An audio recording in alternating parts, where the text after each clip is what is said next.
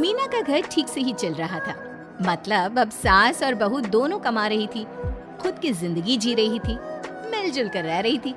लेकिन कहते हैं ना, दुख के दिन नहीं टीके तो सुख के दिन कैसे। अरे मंगलू, कहाँ है? कितने दिनों से गांव नहीं आया माँ की खोज खबर लेने। तभी मीना आ जाती है। अरे दादी साहब, कैसे आना हुआ? बताया नहीं हम स्टेशन आ जाते। ये बोलते हुए मीना अपनी दादी सास के पैर छूने के लिए झुकती है कि दादी सास जोर की लात मारती है। बड़ी आई, कैसे आना हुआ? मेरे पति का मकान है ये। और तेरे बाप ने क्या दिया जो तू पूछ रही है? और ये क्या पहना है? न साड़ी न सर पर पल्लू, बात बात पर जबान खुलती है। दादी सास बोलना रोक ही नहीं रही थी। मीना को गुस्सा आने ही वाला होता है कि उसकी सास आ जाती है। क्या बात है मीना, कौन चिल्ला रहा है? मैं हूँ मंगलू की दुल्हन। बहुत चपर चपर कर रही है ये मीना बहू। इसकी जुबान पर लगाम लगवा ले। मम्मी जी, मेरी बहू है, घोड़ा थोड़ी ना है जो लगाम लगवा दूं। तभी वहाँ मंगलू यानी कि मीना का ससुर आ जाता है और मीना की सास को एक जोर का तमाचा लगा देता है। वाह, जुम्मा 2 दिन हुआ नहीं कमाना शुरू किए, मेरी माँ के सामने होशियार बन रही है। मैंने बुलाया है माँ को, ये रहेंगी तो कम से कम इस घर की औरतें औकात में रहेगी। अरे जब से कमा रही है सर पर चढ़कर नाच रही है।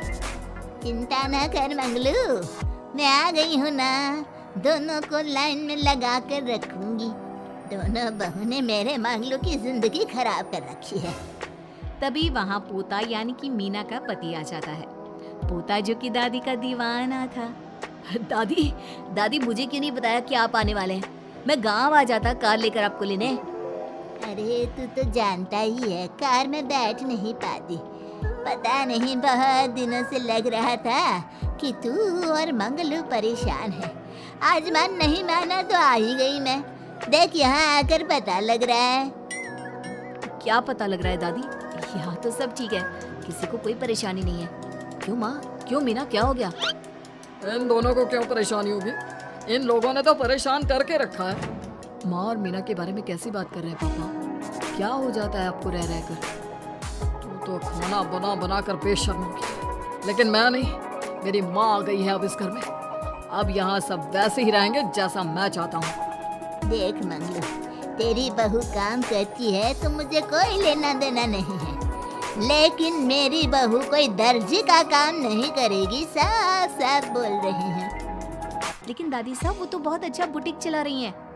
बहुत अच्छा चला रही है, लेकिन हम लोगों ने अपने घर की बहू से ना काम नहीं करवाना। अरे इसके बाप को शादी के वक्त ही बोल दिया था। और इसके बाप जिन्होंने दहेज में एक साइकिल दी थी ना, कैसे हाथ जोड़कर कह रहा था, मेरी बेटी आपके घर आ गई, इससे सौभाग्य कुछ नहीं। अब देखो इसकी बेटी, बहू आ जाने के बाद सर पर चढ़ रही है मेरे मंगलू के। मीना जो कि सास की बुराई सुनकर परेशान हो जाती है। दादी सा छोटा मुंह बड़ी बात। लेकिन क्या पिताजी ने आपको बताया नहीं? सासू माँ ने अपने पैसे से ससुर जी के जन्मदिन में कार दी थी। ससुर जी इतने साल से स्कूटर से जाते थे, अब कार से जाते हैं। क्यों ससुर जी, बताया नहीं आपने? क्यों रे मंगलू, कार ले ली तूने? मुझे तो तू पैसे भी नहीं भेज रहा है। 2 महीने से कैसे कैसे दिन काट रही थी और तू यहाँ कार से घूम रहा है। आप ही सासू माँ को अपने बैंक अकाउंट की डिटेल दे दीजिए दादी साहब, वो डाल दिया करेंगी पैसे आपके अकाउंट में। क्यों सासू माँ? मंगलू यानी कि मीना का ससुर, जिसने अपनी माँ को गांव से सिर्फ अपनी बीवी को लगाम लगाने के लिए बुलाया था, ये सब देखकर जोर से चिल्लाता है। मीना बहू, चलो दादी सास आई है, ये नहीं कि खाने पीने का इंतजाम करे। अरे माँ, तू भी किन लोगों की बात में आ रही है? चल मेरे साथ मेरे कमरे में चल।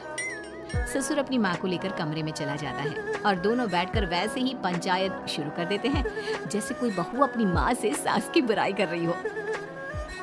देख मंगलू, गलती तो तेरी ही है जो तूने घर की जनानियों को काम के लिए बाहर निकाला। दूसरे तेरे पापा को देखा था, कभी मुझसे फालतू बोलते। अरे मरते दम तक तेरा बाप मेरी मुट्ठी में रहा है, यही सिखाया था मैंने तुझे। क्या बोलूं माँ, जब से ये मीना बहू घर आई है ना, इसने घर का सारा इतिहास भूगोल बदल कर रख दिया है। इस तितली से तो मैं बाद में निपटूंगी, पहले तेरी वाली को तो ठीक कर दूं। अरे बहू क्या आ गई, खुद को टाटा अंबानी समझने लगी है। माँ देख, जो भी हो, इस बात को याद रखना कि हमारे घर की परंपरा क्या है। औरतों का औकात में रहना जरूरी है। अरे बहू के साथ मिलकर माँ ये बहुत उड़ती रहती है। बेटा देख, गलती तो तेरी भी है, क्यों तूने इसे काम करने की छूट दी। मारना भी कम कर दिया है तूने इसे, वरना पहले आती थी तो बहू का कोई ना कोई हिस्सा सूजा हुआ या काला ही दिखता था। देखकर तसल्ली मिलती थी कि तूने कंट्रोल कर रखा है। इस बार तो काला और सूजा छोड़, अच्छी खासी चमकती दिख रही है ये। क्या बताऊँ माँ, गलती तो हो गई है। हाँ, वो कार देखकर पिघल गया होगा ना तू। अरे बेटा, औरतों को मुट्ठी में रखा कर, शान की साइकिल ज्यादा अच्छी कुत्ता बनकर कार चलाने से, समझा। मीना का ससुर अपनी माँ की बात को सुन रहा था। बस माँ, जो गलती हो गई मिट्टी डाल उस पर। बस तुम ना घर पहले जैसा करके जाना। ये सब ना बहू का किया धरा है, समझी। मतलब बहू को ठीक करना है तो बहू की बहू को लगाम लगाना होगा, ठीक है। दोनों माँ बेटा बातें करके सो जाते हैं। सोने के बाद अगली सुबह मंगलू की बीवी यानी कि मीना की सास, माँ जी उठिए, ये लीजिए गर्म पानी और ये दादुन। चलिए तो याद रहा तुझे, वरना मैंने तो सोचा था कि बहू के चक्कर में पागल ही हो गई होगी बिल्कुल। अरे बहू के चक्कर में पागल होने का क्या मतलब होता है माँ जी, उसने मुझे मेरे पैरों पर खड़ा होना सिखाया है। मैं तो कहती हूँ उसके जैसी मेरी बेटी होती ना तो शायद मैं बहुत पहले जीवन का मतलब समझ चुकी होती। तो दादी सास को समझ में आ जाता है कि सारा मामला मीना पर जाकर ही ठीक होगा। वो सोच लेती है कि अपनी बहू को छोड़कर पहले मीना को सही करना है। फिर अगले रोज, अरे मेरे पोते के पास तो मेरे पास बैठने का वक्त भी नहीं है, हैं? अरे कैसी बात करती है दादी, तेरे लिए तो मैं नौकरी भी छोड़ दूं। नौकरी नहीं, तू ना बीवी छोड़ दे, खुश हो जाऊंगी मैं। नीरज हैरान हो जाता है कि उसने तो मजाक किया था। दादी ये क्या बोल रही है? कैसी बात कर रही हो दादी, मीना ने तो सारा घर संभाला हुआ है। पहले तो घर गिरा जा रहा था ना।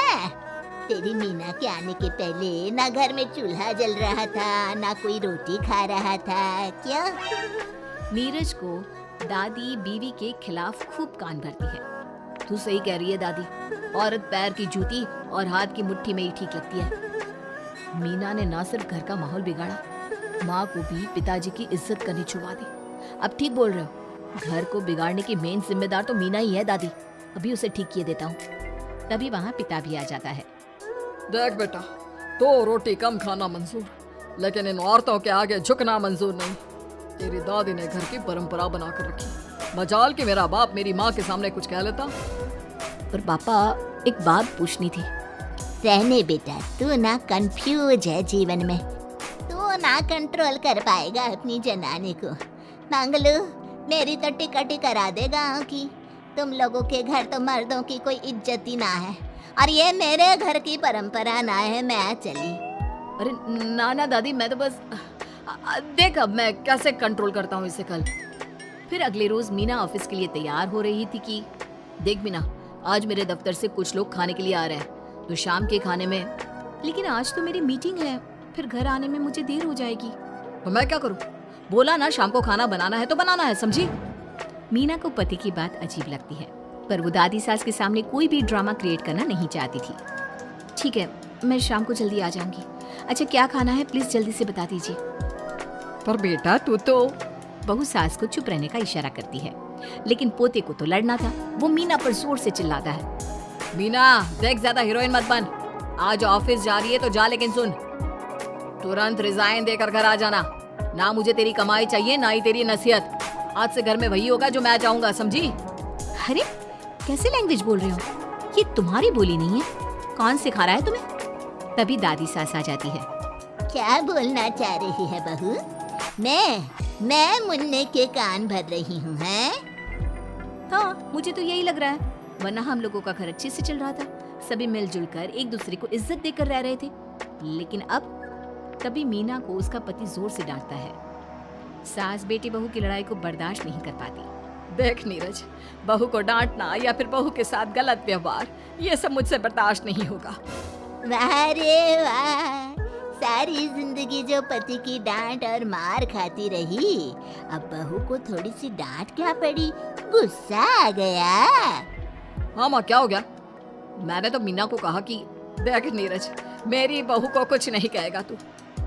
ये माँ ही होती है जो अपने बेटे को औरतों की इज्जत करना सिखाती है, लेकिन कोई औरत अपने बेटे से बहू को मारना या डांटना सिखाए तो ये शर्म की बात है। मैं नहीं चाहती कि तू औरतों की इज्जत ना करे, जबकि मैं खुद एक औरत हूँ। दादी सास बहू की बात सुनकर शर्म से सर नीचे कर लेती है। सच कहा सासू माँ, एक रानी ही अपने बेटे को राजकुमार की तरह पालती है, जो दूसरी औरतों का सम्मान करे।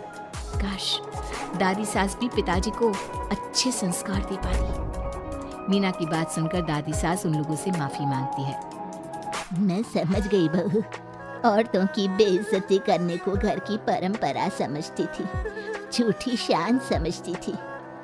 वो सब गलत है। औरतों की इज्जत से घर में माँ लक्ष्मी और सरस्वती का वास होता है। मुझे माफ कर दो।